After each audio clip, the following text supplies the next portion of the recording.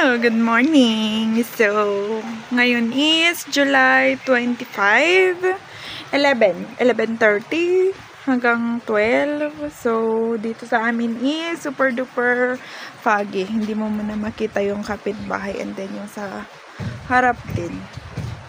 Check ko lang tong mga plants ko na nabagyo. First kong i-check is yung andito sa aking washing machine na sira. Punong-puno ng sakis. Ito is mga super dehydrated nung last. Hopefully ngayon is okay na sila.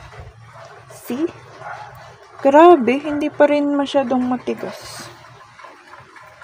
Ito is si exotic na dying na.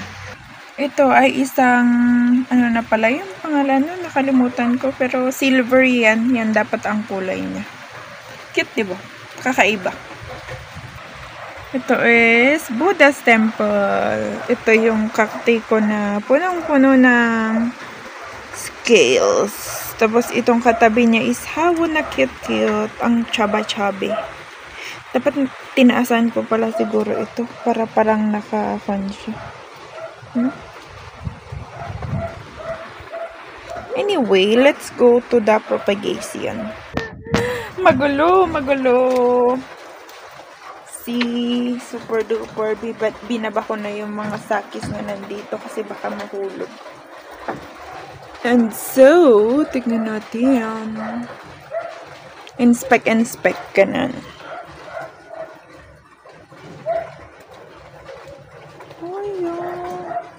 Hindi ko nakikita yung mga bloom ng mga to. Sige, mahulog ka ng kusa.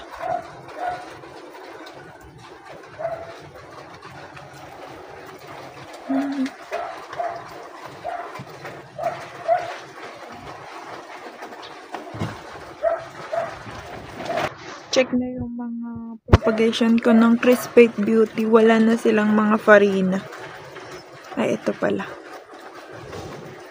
Wala na silang farina. And then, ito yung Porposorum na crested. Kala ko mamamatay. Sinurvive niya ang kanyang sarili. Oh. Diba? And then, baha! Taas ko na lang.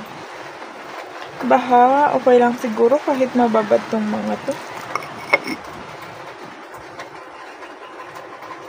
Ito yung mga walang butas.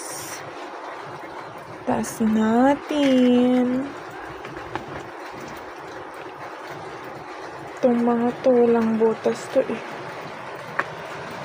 Ito rin. Itong mga to. Oh my God, i-check ko lang sana. Lumakas na naman ang ulan. Ay.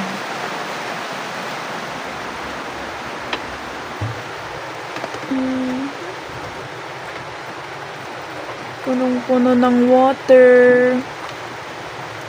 Saan ko kaya ito ilalagay para hindi mabasa?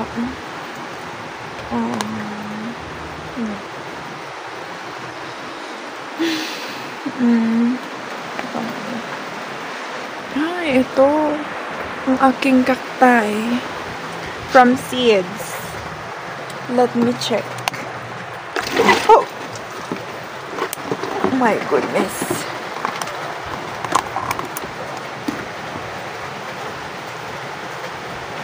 Hindi ko alam mag-vlog. Nag-out of focus. Pero ito sila. Hindi ko alam kung anong klaseng gym.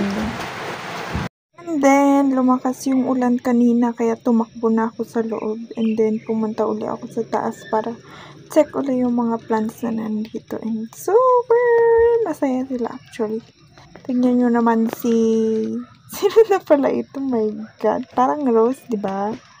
Yung spoon na sakis. Tapos ito lang actually ang super bomb ko. Malaki na siya. And then, wala. Super healthy yung mga naka-ROS ko na sakis. Oh. Di ba? Tumutubo na nga yung mga damo eh. And then, itong aloe na variegated na ito. Super happy. And then, ito yung mga failed ko na grafted. Oh. Namatay na yung green ko, pati pa yung puno na deads na din. And then actually namatay yung ibang mga grafted na binili ko na kinuhanan ko ng pups.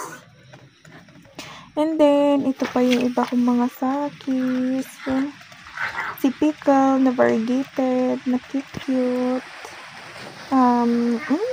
May namatay na naman na grafted. Tapos itong parang rusted na ito, akala ko patay. Hinawakan ko, hindi naman. Ganun lang talaga siguro yung kulay niya. And then, lumakas na naman ang ulan, kaya retreats.